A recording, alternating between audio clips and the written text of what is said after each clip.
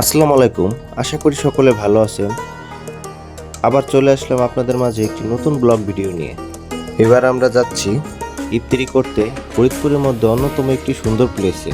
তাই সম্পূর্ণ ভিডিওটি দেখতে থাকুন। আজকে আপনাদেরকে দেখাবো ফরিদপুরের মধ্যে অবসর সময় কাটানোর জন্য অন্যতম সুন্দর একটি প্লেস। তাই চলুন যাওয়া যাক।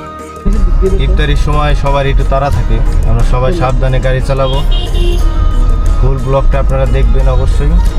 আমরা এখন যাচ্ছি ফরিদপুরের সেই বিখ্যাত আলিপুর ব্রিজ পার হয়ে। আমরা আপনাদেরকে দেখাবো সেই বিখ্যাত কবিতার নকশিকাতার মাঠ। সেখানে আজকে আমাদের ইফতারির আয়োজন করা হবে, আপনারা দেখতে থাকুন। জি গাইস, আমরা এখন চলে আসলাম সেই নকশিকাতার মাঠ।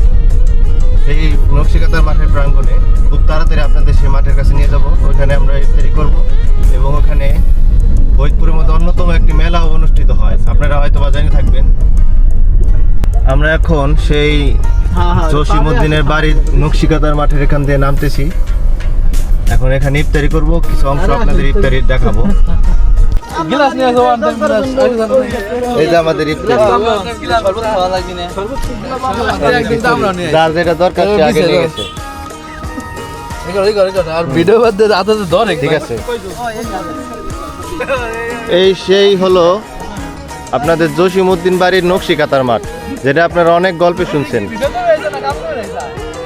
এই যে জসিমউদ্দিনের বাড়ি, তার উল্টা পাশে এখানে জসিম মেলা অনুষ্ঠিত হয়। বেশ কিছু বছর ধরে হইতেছে না, খুবই সুন্দর একটা জায়গা। এই যে পাশেই নদী দেখায় আপনাদের।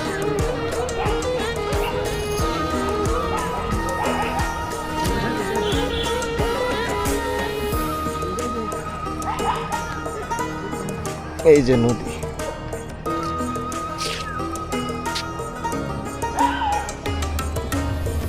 সুন্দর একটা ওয়াক হয়ে আছে হাঁটার জন্য। আপনারা এখানে এমনি অবসর টাইম কাটাইতে পারবেন, বিকালে সন্ধ্যায়। সুন্দর একটি জায়গা। আমাদের ইফতারির আইটেম অলরেডি সব কমপ্লিট হয়ে গেছে। অনেকে সবাই খুব কষ্ট করে ইফতারিগুলি তৈরি করছে।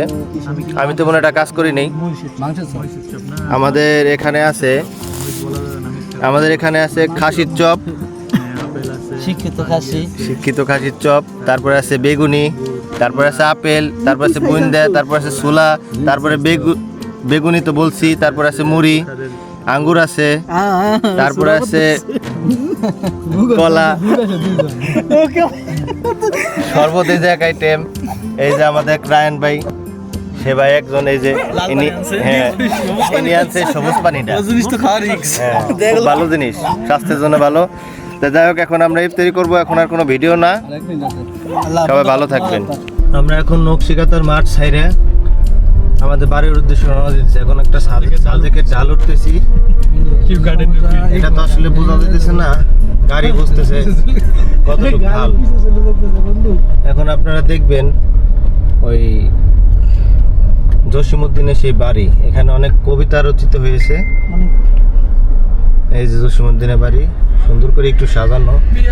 যেটা সাজানো আছে ওটা হলো সেই ডালিম গাছ, যেটার কবিতা আপনারা দেখছেন। এই যে আমরা চলে যাচ্ছি এখন। পরবর্তী ব্লগ আপনারা কোথায় দেখতে চান জানিয়ে দেবেন কমেন্টের মাধ্যমে। চ্যানেলটি সাবস্ক্রাইব করে আমাদের পাশে থাকবেন। ধন্যবাদ সকলকে।